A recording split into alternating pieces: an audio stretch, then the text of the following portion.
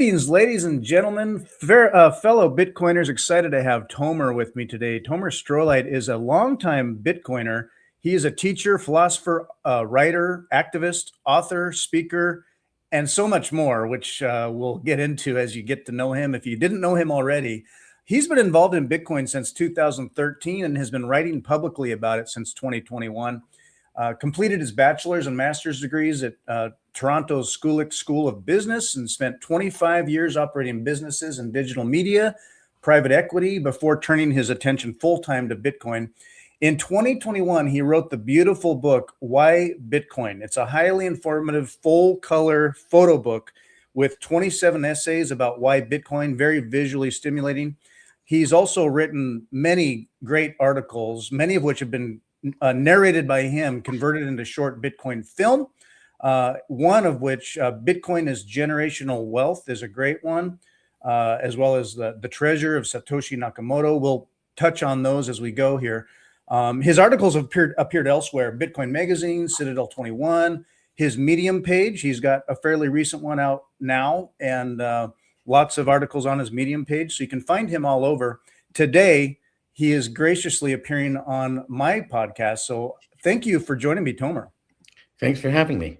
Let me just quickly repost on my timeline here. Yeah, my streaming situation, it's supposed to automatically post on X, and then sometimes it doesn't. Post. It just I figure if I give it a retweet, Oh, absolutely, a little more reach. Yeah, it looks like X works. So we're streaming live on X, YouTube, Rumble, and elsewhere. So awesome. Right so on. in light of in light of current events, I wanted to. It's easy to get either distracted or sucked into, well, war.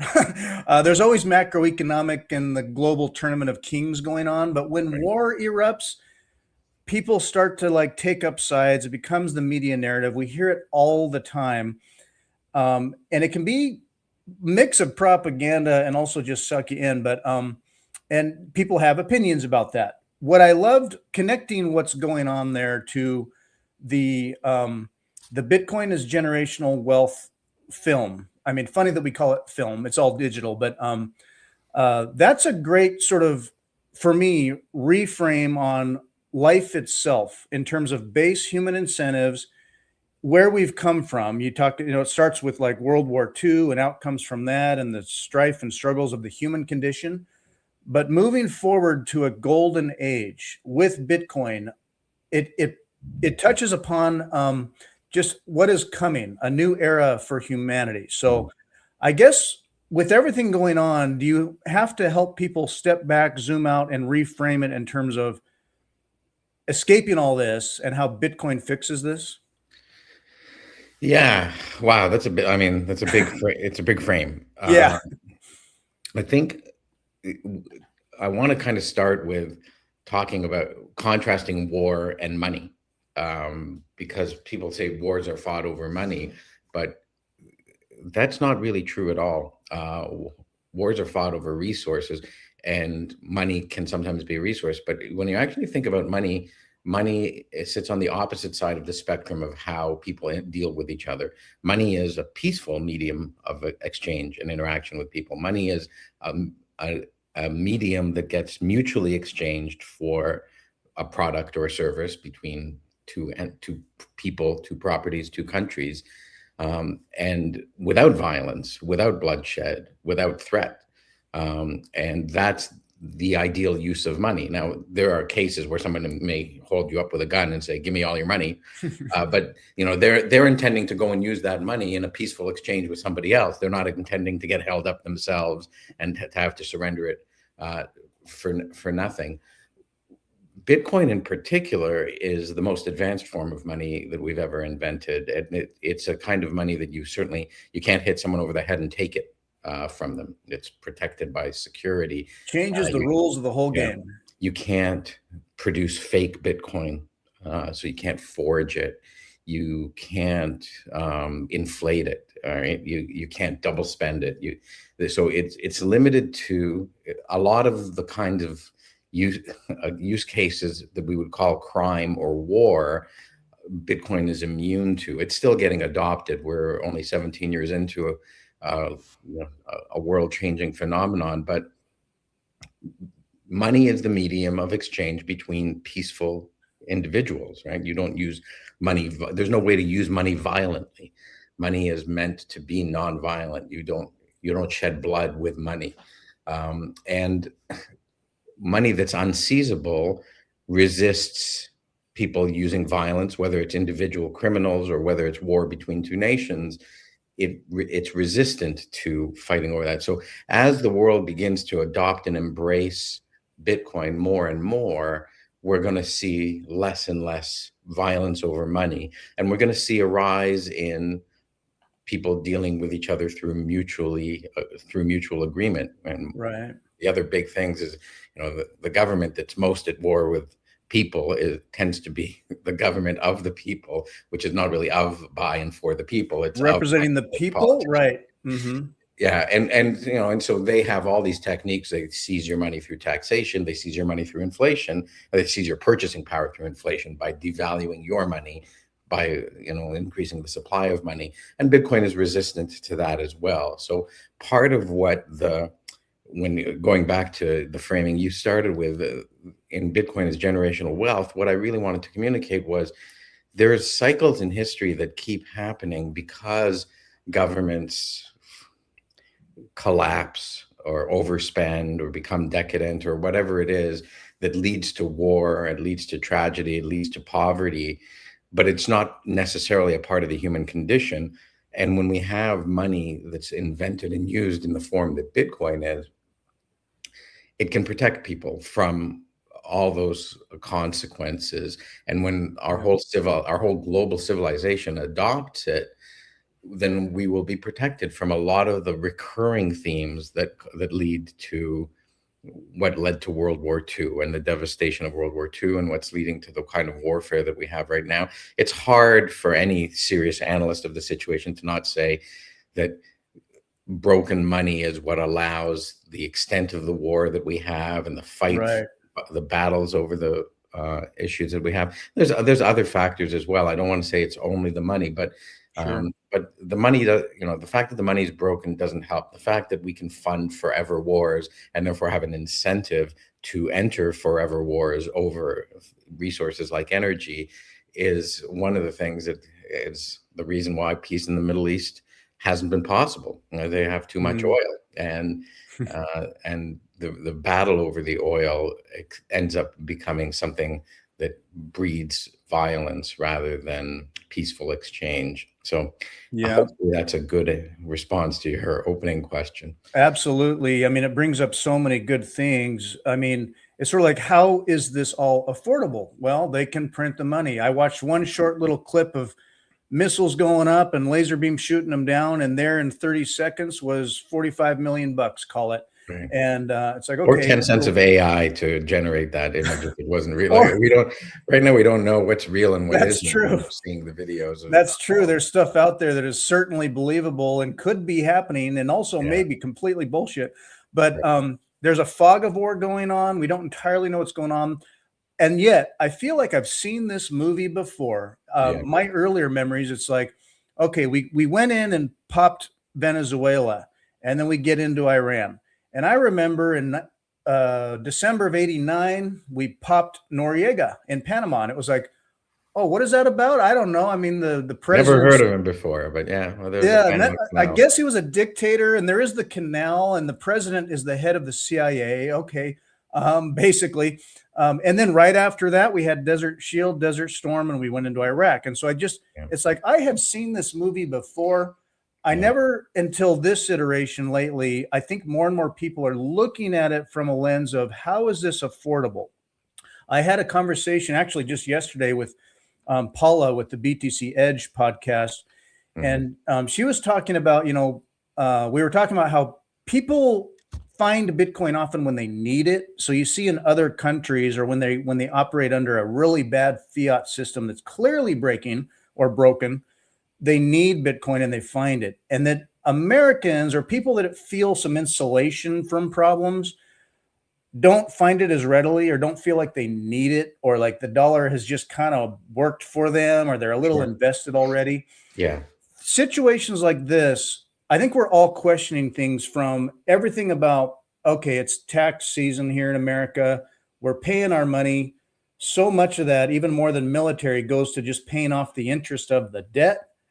And now we're waging war, and who's going to pay for that? And then we want to do all these other things, and we're going to pay for that. And even good social programs, Social Security, Medicaid, all these things. Okay, just affording these things, more and more people, I think, are starting to look at the money and then the incentives and what they actually, you go to pay your taxes and you think, well, where is that going? And this is stupid. Like, or you want out. It could push you towards anarcho-capitalism. And so maybe we start to open our eyes a little more, unveil what's going on. Maybe more and more people seek Bitcoin because of the world stage and the drama. Hmm. Well, I guess there's two things happening. One is there's general awareness of the unsustainability of government expenditure and how far it's gotten. And this does come and go in cycles, like thinking back to the era that you were talking about. Um, the president before, Ronald Reagan, who got elected, was Yep. pointing out the wasteful expenditures of government, which was nothing compared to what we have now. We thought it was bad then.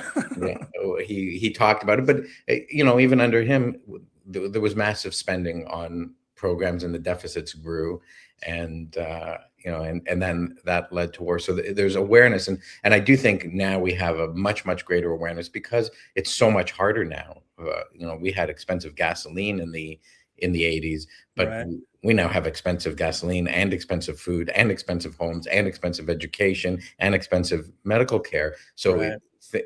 everything has gotten really expensive and unaffordable, and people en masse feel the pressure of the unaffordability and the unsustainability of what's going on, and they're aware that there's something to do with the money, with the government spending it on all these programs, and so there's a resistance to just seeing spending as a solution. Right. And the other thing that's different now is Bitcoin exists, and Bitcoin it's still very early. Like, I want to say it exists, but the awareness of what it actually does is very small still. For people who've studied Bitcoin, who are very curious about these matters, they see the uniqueness of what Bitcoin is as money that can't be inflated, that can't be seized, that can't be spent at infinite proportions. It can't be committed into debt structures that exceed the amount of Bitcoin that will ever exist. And so they can see the various ways and mechanisms how it prevents the destruction of productivity and the rerouting of resources towards what very few powerful people have through the power of government back to the people who own the capital. And so I think that's why it's so valuable to own Bitcoin. It's like you get to do with your Bitcoin what you want to do. It's permissionless, censorship resistant, seizure resistant, all of those features, which means inflation resistant, which means that the government doesn't get to spend your Bitcoin for you. And so it's a store of wealth. It's a protective store of wealth that's also happens to be portable. This is less important to Americans and Canadians, perhaps, me being a Canadian, but there are places you don't know that when you might want to get the hell out of there, like Iran right now. Right. You Yeah, can take Iran's it with currency you. crashed. So Yeah. And you can take any amount of Bitcoin. If you have $10 million worth of Bitcoin or $50 worth of Bitcoin, you can take it with you. If you have $10 million worth of gold or silver, you can't good take luck. it with you. You can't Yeah, carry it right. with you across the board. And currency, paper currency, you can't take. And of course, if it's digital and in a bank somewhere that's been bombed, you're not getting that, or a bank account that's been frozen by some jurisdiction of some government that is a database that somebody else has the keys to rather than you. So Bitcoin's this incredible invention in self-sovereignty, provided that you take self-custody of it. Right. And if you do take self-custody of it, you can take it anywhere in the world with you. So it'll survive with you. And in a sense, it'll also die with you, which is an incentive to not kill you from somebody who might want to get it from you, right? Like the trade has to be there. But, so we may be entering a new age. And I do think we are probably, I can't say this with certainty, we're at the end of this age of trusted institutions. Like America has been the pinnacle nation of, since the revolution, of respecting and protecting the rights of individuals through a constitution that enshrined individual rights and through governments that have had a separation of powers that prevented corruption.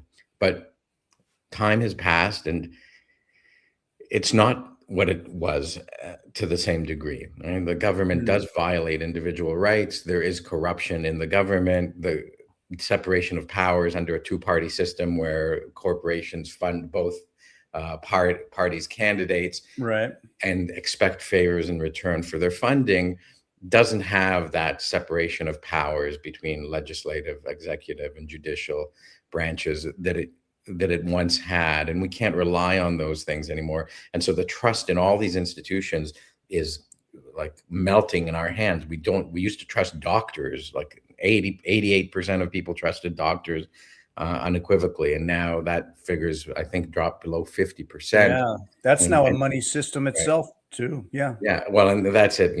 Do people trust their politicians? Well, they never trusted them a lot to begin with, but they trust them at an all-time low. They don't trust their educators or teachers. They don't trust the pharmaceutical companies. They don't trust the media organizations. All that trust has been eroded. And the older you are, the more you can reflect on, I used to believe what was in the newspaper. I still believe that what used to be in the newspaper was true. I don't believe what I read in the newspaper now, right? And I believe that what teachers taught me back then was what the best of the knowledge that we had at the time. Now it's politicized and, indoctrination. So things have changed and the trust has been broken and it's been eroded. And we need something that doesn't rely on individual human beings' trust to operate. And right now, the fiat money is completely a trust me bro system, right? It's like, here's a guy in the suit and he's going to decide what the interest rate is and he's going to decide what to print. And then there's going to be politicians who are making all sorts of money in the background, committing to spend money that doesn't exist, which they presume will get printed into existence or borrowed into existence, and paid by who doesn't matter. They don't have any concern, any second thought whatsoever about who's going to pay the debt. Right? They may talk about, well, we'll get billionaires to pay it, but there's the billionaires don't have the trillions of dollars to pay the trillions. It's that damn oligarchy. That's the problem. Yeah, and the billionaires have earned. So the whole thing is messed up. And then here comes Bitcoin. It's a trustless system. It's a system you don't have to trust any people in. It removes all these trusted third parties. You only trust in math and physics, which are inviolable. And no politician can pass a law that Bitcoin will obey, right? Yeah. So here you restrict what can be done so that corrupt people can't do it, right? And it's different from passing laws saying, if you do this bad thing and you get arrested and convicted and tried and all this stuff, then there's a penalty you have to pay, but you get to commit the crime first, and then we'll see. In Bitcoin, you cannot commit the crime. You cannot inflate the currency. You cannot spend money that you don't have the private keys to. Period. End of story. You can't commit the crime in the first place. And so that is such a game changer. And it's so early in the game that people don't realize it. But when a government can't print money into existence, it'll change the nature of what politicians do. When a politician can't make a promise to say, I promise to spend 1 million Bitcoin on this program, and everyone says, well, where are you going to get the 1 million Bitcoin from? He's going to say, well, I mean we got to something issue else, war bonds right? again. You won't be electable if you're just making promises. But right now you can make these promises and you get elected and then you sort of live up to them or not. You end up spending 10 times as much, not really producing anything, but you show how much money you spent and you skim a bunch off the top. It seems you end up being really wealthy when you leave office. But it's not clear how it got. They retire so wealthy. But you can't do that with Bitcoin. And it's corruption resistant. And so it's a complete game changer in how we run civilization, right? It's a corruption-free form of civilization because it's humans who are corruptible. You cannot corrupt the laws of math and physics. And so it's replacing humans with math and physics. And it's doing so in a positive way. It's doing so in a way that respects the rights of individual human beings with their property, that says if you can keep your secret, you can keep the property that you have here, which is the Bitcoin. And you can rest assured that by running a node, that you will enforce the rules that say that nobody can take anybody else's coins, and that nobody can inflate the supply of coins beyond the 21 million, and that proof of work has to be expended in order to earn the newly issued coins. So the coins even come into existence not by decree of government, but by work done by individuals choosing to put energy towards the creation of the coins, which they could have done something else with, right? They exercise the opportunity cost of doing something else with their energy, time, money, and effort. So it's fair money. Like, you have to work, you have to put in time and energy to earn money, and so do the people who get the newly issued Bitcoin. None of it's created without effort. Absolutely. Yeah. And it changes all the incentives. Politicians will promise first and print later. And then you watch people funnel that money and get rich. And Bitcoin can demonetize war, defund war. And I see a couple of paths with that, where at one, Bitcoin entrenches itself steadily deeper into kind of a legacy system that has to adjust. Meanwhile, as they're continuing to play their game and they print more money, all they're doing is ultimately stealing from their own system and making it less and less relevant or debased. And so I guess it's just probably a good idea to get yourself some Bitcoin, take self-custody of it, not your keys, not your cheese. And so take self-custody of it.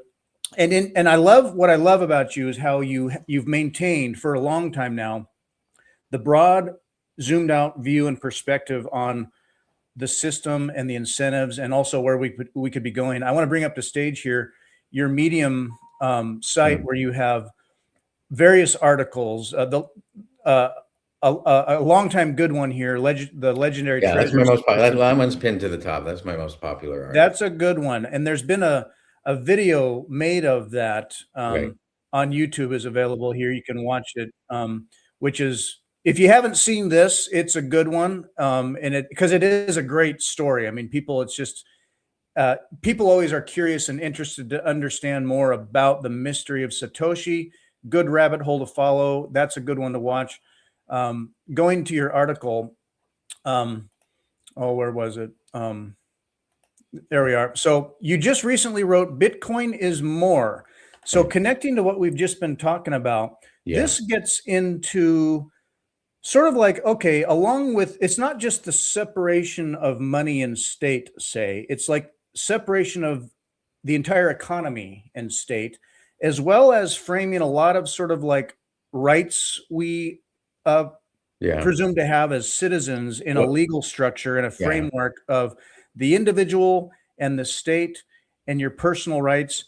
And it reframes it all very nicely in terms of, in a new world where, as a Bitcoiner, you are a citizen in a new world, a citizen of Bitcoin.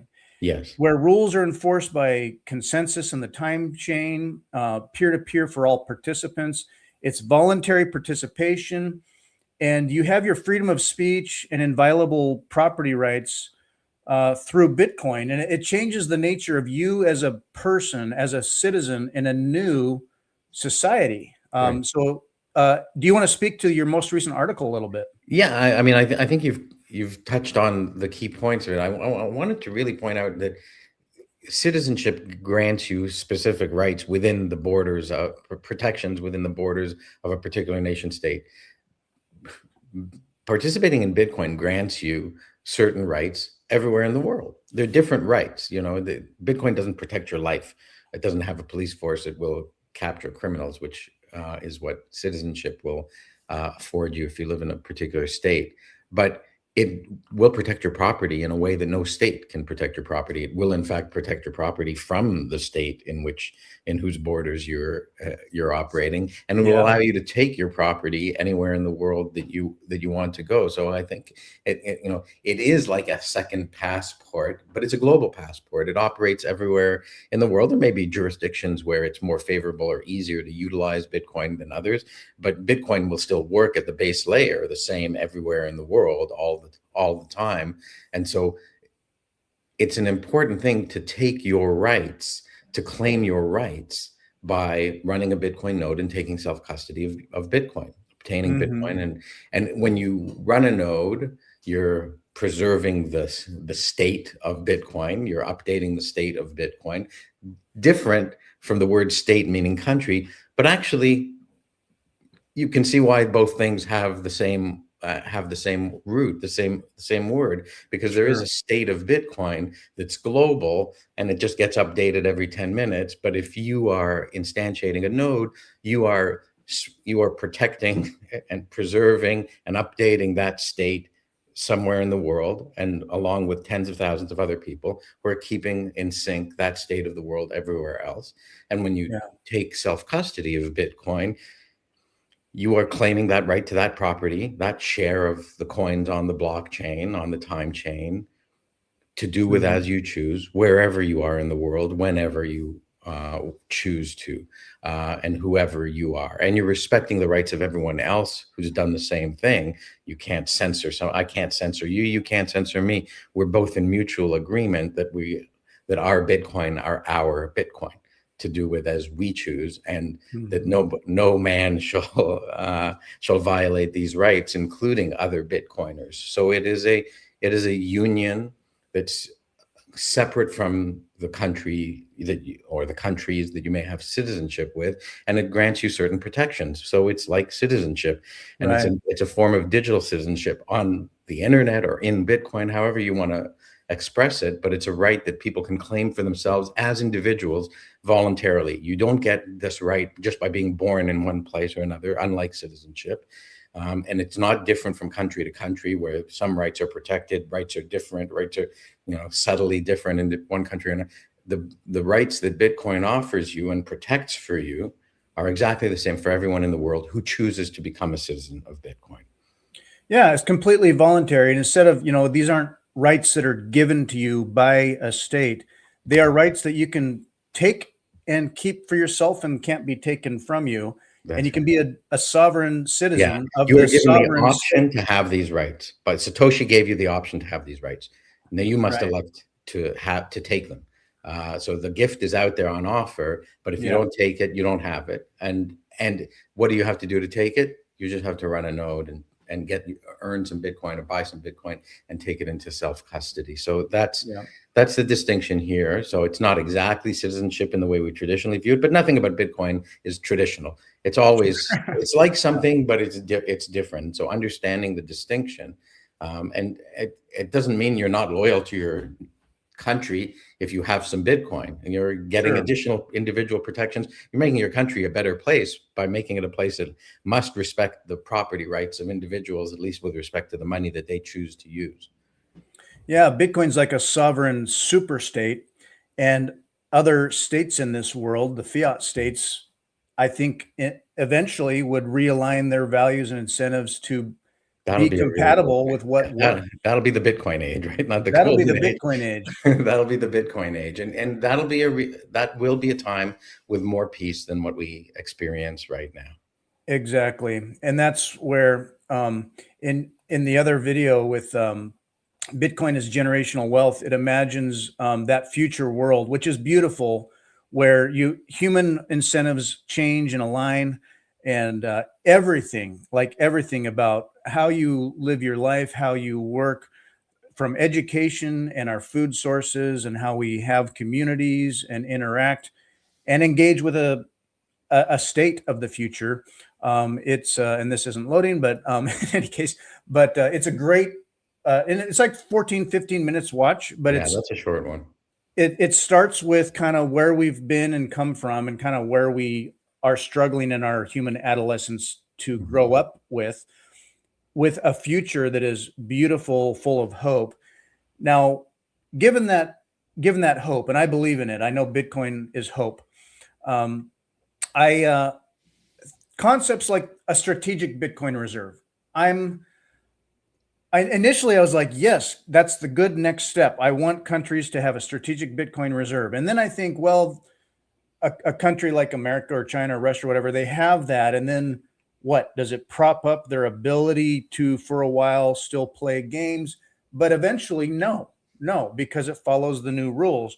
So I'm kind of neutral about it. Like I think it's probably a good idea for nation states to do it if they want to be competitive in a like the soft war. But I guess comparing the U.S. and talk about strategic reserve and all that, your point of view from Canada. I know there's politics there. There's things going on between the U.S. and Canada, and talk about politics and trade and tariffs and all that.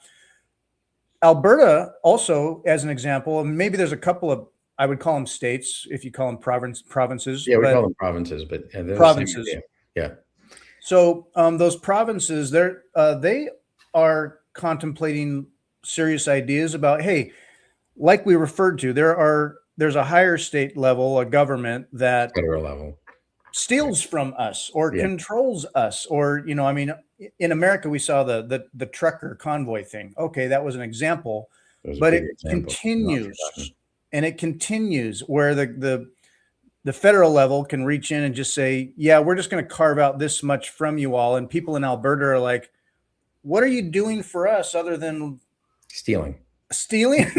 and Right. or telling us how to do everything and everything? Yeah. What's your No, I flavor on mean, that? this is the interesting thing here, that there's a couple of provinces that are talking about secession, withdrawal from the federation, Mhm. and that is a declaration of the illegitimate of their view that the federal government is illegitimate. It does not is not serving their purposes, and we'll see where it goes. For a very long time, Canada's had one mainly French-speaking province in Quebec, and for cultural and language reasons, there have been movements to secede. Ultimately, some of them turned out to be bluffs, or some of them were unable to succeed. But when you look at it in the context of fiat money, it's when you're a province or a state of a federation where the federal center prints the money and dictates what is and isn't money, and all your wealth is denominated in that money, and all your liquid net worth is held in that money. It's very hard to secede, because the Yeah. federal government can devalue can seize the currency, can tell like you're still in spending money, you're acknowledging the power of the central system. So in order to secede, you need to move your liquid capital out of the central bank federal money. Mm-hmm. And that's been very hard in the past, right? So people try to vote, and voting is very limited in Vote what they can harder. do. Yeah. It's very infrequent, and if you're a minority that's being exploited, you will continue to be exploited under democracy, right? Like that is a reality, right? And Mm-hmm. democracy is like 7 wolves and a sheep voting on what to have for dinner, who to Mm-hmm. have for dinner. And so this is the problem, and Bitcoin presents a credible threat to federal governments that are ignoring the wishes of minorities that wish to secede. Mm. If it's a geographic minority like Alberta or Quebec, they can themselves obtain Bitcoin, and in earning Bitcoin, they now have a currency that can't be seized, frozen, diluted, inflated by the federal government, and so they gain that power of the option of secession. There may be military issues as well. I don't want to suggest that it's all that, but they gain the power to have money that isn't printed and controlled by the party that they're wishing to secede from, right? Uh-huh. Imagine you were married to somebody, and you guys wanted a divorce, but one party could print the money and the other party couldn't. The party that couldn't would find it very hard to leave with any property. And that's Yeah. that's the risk and the danger. So and really, for when governments become abusive, secession, a form of peaceful secession would be the most legitimate approach to either get the government to cease being abusive or to exit the abusive relationship. And Mhm. that, I think, is the allegation and the claim of Quebec and Alberta, and it's of many individuals all across Canada and many individuals all across America, right? Like Yeah. we're being abused, and we're not getting value for our money. And I mean, that's what led to the American Revolution, right? That was a Yeah. secessionist movement to secede from the British Commonwealth. So, like, Bitcoin makes this possible, and it makes it possible in a less damaging, less harmful way. It's nowhere, but it's still so early, right? Like, Mhm. if any hypothetical province or state were to start to accumulate Bitcoin to support the intention to secede, that would be a very time-consuming thing. But it would also be a very clear signal, a very peaceful signal, right? Like in Canada, back when I was just a little boy, the Quebec secessionist movement was a terrorist movement. Violence was the way to do it, right? And so it Mm. was emergency powers and the military. There was martial law in Quebec. The whole thing was very ugly, Mm. um, and ultimately unsuccessful at the same time, and led to decades of resentment and aggravation. So Mm. there's something, again, peaceful here, that is about claiming your property rights as a Right. global citizen, and that's commendable. Even if you disagree with it, you've got to appreciate the fact that it's being done. It can be done, and that it can be done through peaceful means by opting out of complying with rules that you don't agree with that exploit you. Yeah, Bitcoin is like the most peaceful revolution we can have at hand. And it's wild to imagine that something like Bitcoin could be that key where a province on their own could build up within their own economy, their own kind of Yeah, strategic reserve, and individuals as well, right. and have, even if it's small, that kind of circular economy and independency. And then if they're getting fiat pressure, it's kind of like, hey, Hmm. make a shift and be like, we're fine. You think about the American War of Independence, and I mean the people doing the fighting and putting their necks out there and doing all that was, like 3% of the overall population. Not that everyone was not affected, Yeah, but sometimes there's just that little. You get big enough, even as it's small or early, but it gets just big enough to turn a corner and push the tide. right. And it could be, and then once, like, a good idea comes to our Yeah. uh I mean, our I personally see this playing out, like, if an Alberta secessionist movement grows to have a sizable, but not necessarily even an overwhelming majority of people supporting it, it will become a peaceful process. But they will have to figure out their financials, and so Bitcoin can play a key in that. Canadians don't like to go to war. They don't like to go to war with their neighbors, especially. Sure. You're not going to get the Canadian military, you know, raising arms, Mobilized. Yeah. like, against Alberta. The geopolitics of Canada itself it's very remote. It's hard to get to. It's like, it's very sparsely populated. It's not an easy thing to put people under the thumb. It's only through their compliance and peaceful nature that you can legislate compliance. And if you Mm. go too far, people say that's enough. So my actual estimation would be that it would be likely that if a secessionist movement started to get popular, we would see our federal government bend the knee and acquiesce to the demands before secession became a thing. But we'll see, right? It's very speculative, and it's very long term as well. Sure. Yeah, time frames and all this, it's like I'm less patient than the universe. Like when you've been in Bitcoin for a while and you can imagine these things, and then some years go Yeah. by and you're like, Yeah. okay, I'm ready still. And it's still a large, slowly grinding system. Yeah, Like, this is part of what we leave for our children and grandchildren. That mhm. world that I talk about at the end of Bitcoin as generational wealth is one that we may experience from our rocking chairs on our Yeah. porches, but it may be one that we don't live to experience. It's going to take time. The world changes over generations. It's not, you snap your fingers, and and and Bitcoin in particular, because it's affecting such fundamental institutions of our society, like money and the government and the way that it's structured and the constitutions by which the governments are structured. These are very hard things to change. They change very slowly. They take a very long time to change. If and when they change quickly, there's usually a tremendously heavy human price to pay. Like what, that means that there's a revolutionary war, or that there's a government collapse or a currency collapse.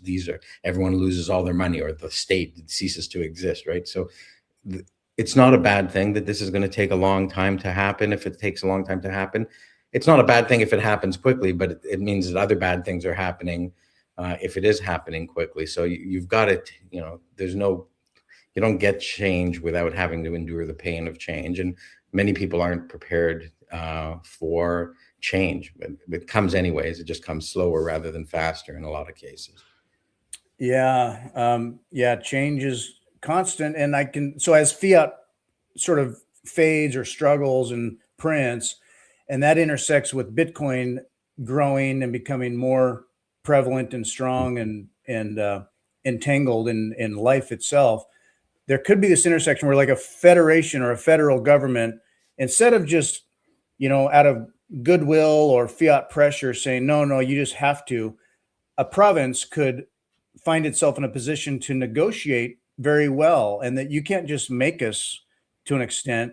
We, at worst, we have to be talking about this, and perhaps we just can walk away. And so, yeah, Bitcoin could be that key where, not immediately, but it feels like and it's felt like this at points in time in history in the past, and nothing came of it. But it feels like we're at a point in time where the status quo is being pulled apart at the seams, and it isn't sustainable. That there's no way to kick the can down the road for another 20 years, 30 years on so many of the initiatives. So, and people are struggling. Like my kids can't find jobs, and they don't know where they'll find jobs, and they did study at university. And so all of these things are realities that are changed from when we graduated and entered the workforce. And it's much, much worse. And so you can't just expect people to live miserably and do nothing about it. They want to do something about it. Bitcoin is something that you can do. And it's a peaceful thing, and it's a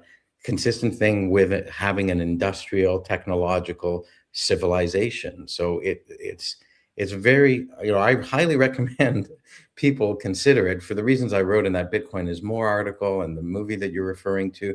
Like, here's a chance to find your way into the future without relying on governments that are broken and corrupt and potentially facing some kind of collapse or erosion, rather than the alternative, which is to become a corrupt participant in the corrupt civilization that's collapsing. Why don't you choose to do the good thing?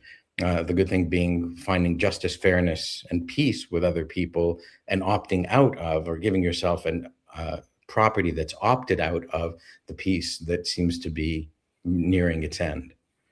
Yeah, there's that meme of the crossroads, kind of like, which way, Western man? And there's this path where we just keep hustling and get debased, and it's just perpetual war for perpetual peace, and just can't beat them, join them. But no, now there's an open door that goes on to pro-humanity and a golden age, and just not that life is easy, like life as part of the human condition. It doesn't say life's going to be easy, but it does say one thing that had its foot on your neck doesn't have its foot on your neck anymore. And one less foot on your neck is better than one more foot on your neck. You still got to get out of bed and produce something and work, or be tired when you don't want to be. But being purposeful is a part of the human experience anyways. Being able to be purposeful, which is, like, the alternative is you can't be purposeful. You just have to either be a recipient of a government handout, or someone who seizes on behalf of the government and redistributes. But now you get a chance to be productive once again, and to retain what you earned in the process, and to choose how to spend it. So it's so necessary. It's such a reinvigoration of the essential human experience, which is to find purpose and be productive, and either do it for your own sake, or do it for the sake of others, and exchange what you've produced for the value of what they choose to produce and exchange with others. Yeah, and your writing is so good. You frame so many of these ideas with views that resonate in different ways, in so many ways. That going to your Medium site, check out Tomer on Medium. Great articles, really great ideas here. And I have adult kids myself. I have a 21-year-old and an 18-year-old, and they're almost done with college, studying good things, very smart guys. Also starting early in college and kind of sort of like, I'm not sure where I'm going or what's going to be available for me or what to do. There's a book, this might have been your first book, but on Right. your website here, Why Bitcoin? Yeah. This is a good one for people that might be a little new to Bitcoin or still kind of learning a lot of fundamentals, but it's presented in a beautiful way. I think of young adults like my kids or my boys, the age of kids you have, where this can be like an introduction to them for um, getting the big picture. And it's not just, oh yeah, investing, saving money, like that's what dad does, but I'm poor. This is sort of the big picture on philosophy and incentives as well. Yeah. So Yeah, so you can you can get download a it. free PDF version of the book at Swan Bitcoin. If you go to swan.com/why Bitcoin, WHYBITCOIN, you have to give an email address, but it doesn't even have to be a legitimate one, although you might as well. And you can download a free copy of the book there and read it. It's not, you don't get the beautifully printed out version that you have to get from Blurb. And if you go to my profile on Twitter or X, there's a link to where you can get the book in hard copy if you really want a copy. It's a nice coffee table book that if you have people over at your house and you're trying to orange pill them, they can read one or two short essays in there, like why Bitcoin exists, and then from there you can they can start their journey down the rabbit hole without it all being on your shoulders. Trying, when you have someone over at your house and you try to describe Bitcoin, you look like that crazy guy in the meme with the strings attached to the Federal Reserve, and there's gold, and there's Yeah. Nixon, and this book will help you slow things down and put everything into bite-sized chunks. Yeah, and it's very digestible because it's stimulating, it's well written. You provide a good medium in your writing, the artwork incorporated into it, connected to films, your voice. You're creating a stream for people that is accessible and attractive, and that's what's so great.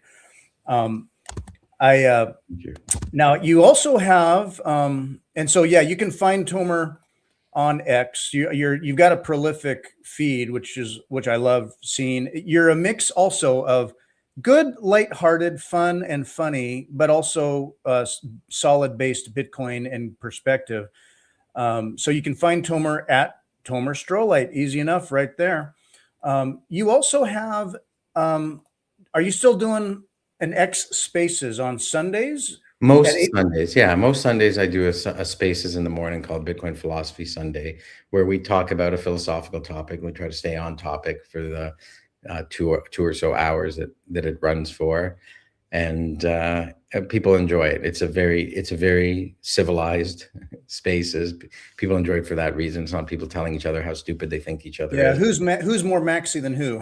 Yeah, it's not that type of competition. It's to try to get to the truth, try to explore the truth through dialogue, question and answer. It's not a monologue for me. I invite anyone who is willing to have a serious discussion about the topic on stage, and people who are normally very comical characters on Bitcoin Twitter will come up and actually be quite serious. It's not heavy serious, although sometimes the topics do get pretty serious because Bitcoin is a very serious topic. We're talking about all your life savings, all your life energy, your rights as a human being. So it's very philosophical. It's very fundamental, and it's sometimes hard to hold those spaces.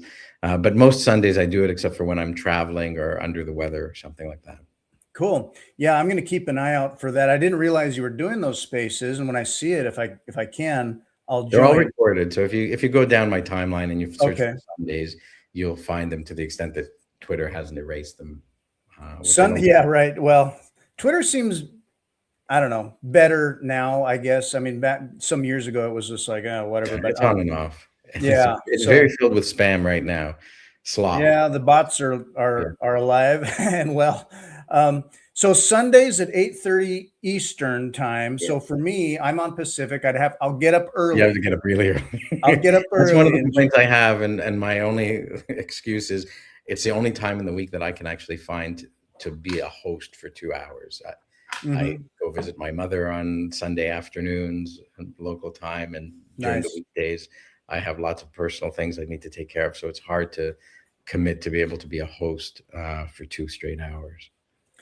Totally. Yeah. It takes a bit of facilitation attention for sure and dedication. So, and I've also seen you participate in like, so with the Bitcoin Army community on X, they'll have their spaces. You've Yeah. popped into there, and that's super awesome. Connecting with fellow plebs. And In Bitcoin today, I show up at least a couple of times a week. Bitcoin today, cool. Yeah. What I love about a lot of the Army spaces is like, okay, people will disagree or banter about stuff, but the vibe and the energy of the people that do engage with that kind of stuff, even as it, takes a little moderation at times, it's not toxic. It's pretty good and positive. The people that participate in that stuff have themselves perhaps good incentives, good behavior, Mhm. appropriate discussionary manners.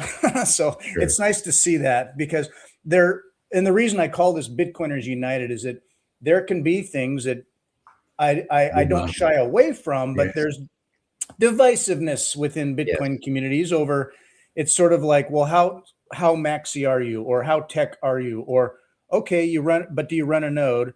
Oh, but which node?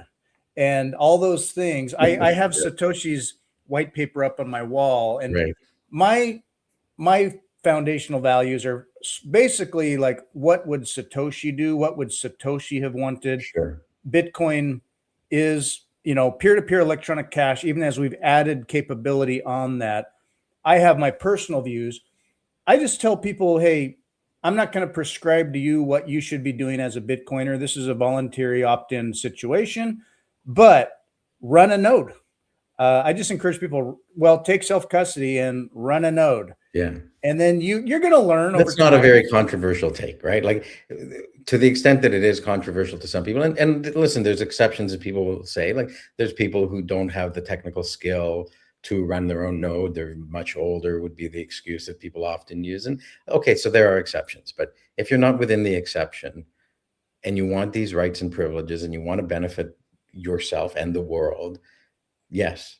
Whether Yeah. you agree on which node implementation to run, or whether you agree on what other use cases besides money Bitcoin should have, take self-custody and run a node are universally uh, seen as important things to do. And even if you can't run a node for whatever reason, take self-custody in an Mhm. offline facility. That bestows upon you that right to spend your Bitcoin and prevent it from being seized by any or frozen by anybody else.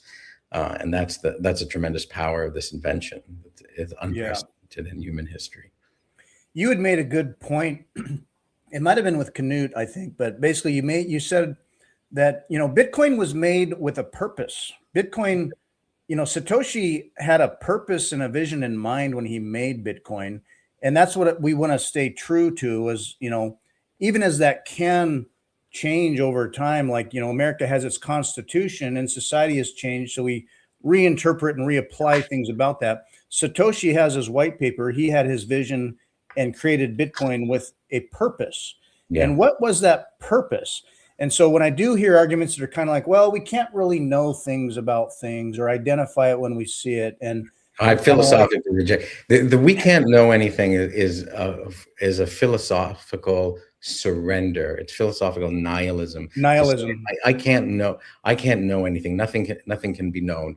Well, and it's self-contradictory. To say nothing can be known is an assertion of knowing that nothing can be known, and so it's self-contradictory in and of itself. To say I know that nothing can be known is Yeah. paradoxical. And so all of those views, I think, are evasions of thinking, and they're evasions of adherence to truth. They're evasions of pursuing truth. Bitcoin was clearly created with a very clear purpose Yeah. to create decentralized peer-to-peer electronic money. Right? Yeah. It's what's in The UTXOs. yeah, right. And well, UTXOs are the technical implementation of how to go about doing that in the and using proof of work to issue the coins and to secure the network, and using elliptic curve signatures to validate possession of the private keys to the UTXOs. Like, that's all the technicalities of what it was. But it wasn't just like a randomly, I'm going to technically tie these things together. Satoshi tied them together so that people could use Bitcoin as money. And that was the main idea, and that it would be decentralized, and that it wouldn't be able to be controlled by any individuals. So people who say, I don't know what it's meant for, I don't know what spam is, I don't know this, I don't know that, they're at least lying to themselves, right? Or they're at least not being critical enough in their own thinking to realize that they're contradicting themselves and saying that they can't know anything. Right? Because if they can't know anything, then they can't know that they can't know anything. Right. That, so they should keep their mouths shut because they don't know anything. Right. That to me is, it's what we always have to go through, right? There's always going to be individuals whose clarity of thought or whose intentions aren't aligned with the success of their own selves, the success of you, the success of humanity. And sometimes they're aware of it, sometimes they're not. But the disciplined, and this is why I believe in spending a lot of time studying philosophy or studying logic and reason, so that people can actually engage in proper rational dialogue around these things rather than name calling. Because there's a lot of Twitter spaces, as an example, which is, you're a fucking retard, he's a fucking retard, that person's retard. Like, and if what are you, a pedophile? All you can do is swear and insult, you probably are, there's a confession built in that you haven't been able to formulate a rational argument in favor of your position. And so I really encourage people to not attack other people, right? Not attack the man. That's the fallacy of ad hominem, argumentum ad hominem. Attack the man rather than the idea. Present your ideas, think through your ideas, change your mind if you realize that you've made a mistake. God knows I've made my share of mistakes and continue to. Yeah. So it's all, but have an adherence to the truth and to sustainability and whatever you determine the good to be, but try to genuinely figure out what the good is, rather than say who's to say what's good and evil. Right. Yeah. And when I've tried to navigate the logic behind node running myself, and as I still learn, and I'll ask I think honest questions and think about it, like, what solution does blowing open op return solve? What problem does blowing open op return solve? And if that's not well explained, or clearly, or like a reason why this is good, or if the logic acrobatics swirl or become name calling, I start to suspect that it can be a dishonesty based on fiat incentives, or I don't know. I guess we'll see where it goes. I still think Bitcoin remains decentralized and secure, and that we're kind of like with the block wars in a way. Like, at some level, I think we'll be okay. I'm very confident that we'll be okay. Yeah. We may resolve an issue, or we may not resolve an issue. And so then the issue will linger until the next time it bubbles up and boils up to seek a resolution, or a different approach to resolving it will arise. And, this is the nature of systems, and decentralized systems are they're much harder to change, but they're also much harder to shut people up in. Right? Because there's as many opinions about Bitcoin as there are Bitcoiners, and non-Bitcoiners, right? There's a lot of non-Bitcoiners who have opinions about Bitcoin as well. Yeah. And to truly fix some of the purpose of Bitcoin as we imagine we'd love it to be, it's like Lightning needs SegWit to run. Now there's Taproot, of course, but if you could wave a magic wand and not disrupt the blockchain, and like it remained intact, or the time chain was all still functional and the same, would you roll back Taproot? Are you asking me? Yeah. What would you, I mean, like I, compromise some capability for preventing I asymmetric think risk? it's always the case that hindsight is 2020, and Yeah. I think implementing Taproot with the vulnerability exposed to create inscriptions is, in hindsight, with perfect 2020 vision, something I wouldn't have done. Mhm. But nobody had the foresight, so it's not like, and we're not looking to blame individuals for what happened. We're looking Yeah. to say, okay, well, is it a problem? Yes. Is it a big problem, existential problem? There's disagreement. And so that's why there's different approaches. Has the way that it's been handled been what we would have expected and held and this up to the standard that we want to hold the core development team to? Overwhelmingly, people say no, even if they still side with the core developers. Mhm. So, we're having governance issues, and that happens in all human institutions Yep. all the time. So Yep. I don't think people should freak out and say that this is the end. Like, the code will continue to operate, the blockchain will continue to operate, the mathematics and physics will continue to operate unchanged, regardless of what's going on here. And there's a lot of room for leeway in how this thing gets exercised. I think that many of us during the original block size wars became very zealous about my way is the only right way. And Mhm. you know and while I think the block size increase through a hard fork was practically impossible because it's not backwards compatible, and that's what actually led to its failure. It's not that 2 megabyte blocks would lead to the failure of Bitcoin, because we have 2 megabyte blocks all the time, and everybody's perfectly fine with it under SegWit. So, you know, the people do need to be able to take a step back and say, this is not ideal, but it's acceptable, and you can't let the perfect be the enemy of the good. Exactly. But you also don't want to be sloppy and lazy, and Yeah. you want to be purposeful, right? And so this is where I think the tension is in that whole debate. Yeah, and maybe this whole debate and discussion going on, really, it's like educating the Bitcoin developer and pleb community on how we engage with these kinds of topics, how we need to do that super carefully and consider a lot of values about it. And maybe it just helps ossify the nature of change. Like, not that Bitcoin's not going to continue to, grow and become stronger or better, but and improve. But we do that super carefully. We Yeah. always kind of did, but it's You like a don't need to reminder. you don't need to innovate, certainly. Like, you've got a Right. heart, it pumps blood. If somebody came up and said, I've got a new use case for your heart, and it's only going to have a 20 or 30% impact on its ability to pump blood, I don't care what that new use case is. You're going to say no, thank you, right? Because the thing has a particular purpose, and the exercise of that purpose will come without compromise to anything else. And I think that's where the purists on the Bitcoin is money thing are coming from. Like, we have something that all of humanity needs if it's going to live in a civilization where people exchange goods and services with one another. We Yeah. need sound money. We need it to be reliable. We need it to be universal. We need it to be all these things that Bitcoin is. We don't need it to store arbitrary data.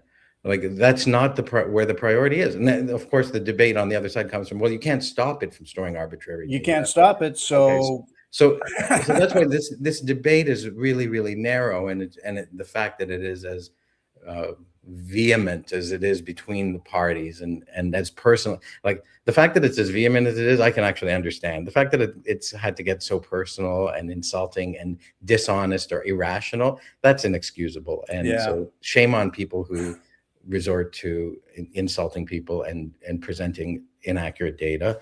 That's yeah. not helpful to the cause. And I mean, shame on them. Like, that's all I can say. And now I'll try to debate them rationally in the public arena around what ought to be done. Yeah, that's awesome. Yeah, we have a new heart that can it mostly pumps blood, but also you can pump a little bit of meth if you want.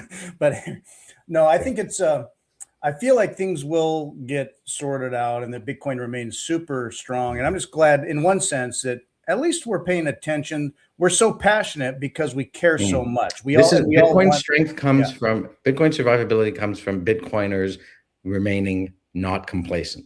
If all Mhm. Bitcoiners became complacent, that's really the only vulnerability Bitcoin has. So Yeah. get used to the fact that Bitcoiners are going to be fighting with each other about Bitcoin. That's its survival mechanism.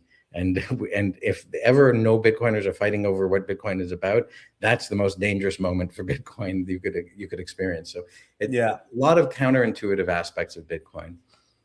Absolutely. And I want to be respectful of your time, but I will bring people to attention on where they can find you, as if they didn't know. But your X is very prolific and entertaining and informative.